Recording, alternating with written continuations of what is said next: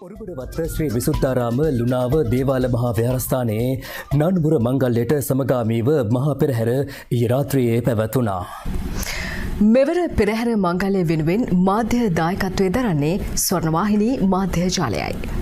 රටට ජනතාවට සෙත්පතා වාර්ෂිකව සංවිධානය කරන ඔරුගොඩවත්ත ශ්‍රී විසුද්ධාරාම ලුණාව දේවාල විහාරස්ථානයේ නානුබුර මංගල්‍ය සහ ඊට සමගාමීව පැවති ආශිර්වාදාත්මක පෙරහැර මංගල්‍ය ඊ රාත්‍රියේ පැවැතුණා. ලුණාව ශ්‍රී විසුද්ධාරාමාධිපති පූජ්‍ය වීදියගොඩ පියනන්ද හිමිපාණන් වහන්සේගේ අනුශාසකත්වයෙන් මෙවර නානුබුර මංගල්‍ය සහ ආශිර්වාදාත්මක මහා පෙරහැර සංවිධානය කර තිබුණා.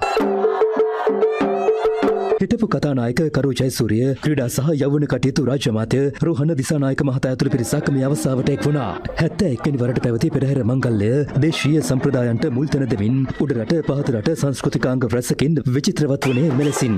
පෙරහැර වෙනුවෙන් මාධ්‍ය දායකත්වය ලබා දුන්නේ ස්වර්ණවාහිනී මාධ්‍ය ජාලයයි. අගනුවර ප්‍රධාන පෙළේ පෙරහැරක් ලෙසයි මෙම පෙරහැර හැඳින්වෙන්නේ. විශේෂයෙන් නානුමුර මංගල්‍ය සහ ආශිර්වාද පෙරහැරක් ලෙසයි මෙම පෙරහැර සෑම වර්ෂයකදීම සංවිධානය කරනු ලබන්නේ. විහාරස්ථානයෙන් පිටත් වූ පෙරහැර මාලිගාවත්ත පාර ඔරුගොඩවත්ත කොස්ගස් හන්දිය ඉඟුරුකඩේ හන්දිය කැලණිතිස්ස විදුලි බලාගාර හන්දිය ඔස්සේ බේස්ලයින් පාර හරහා ජල විහාරස්ථානය වෙත පැමිණියා.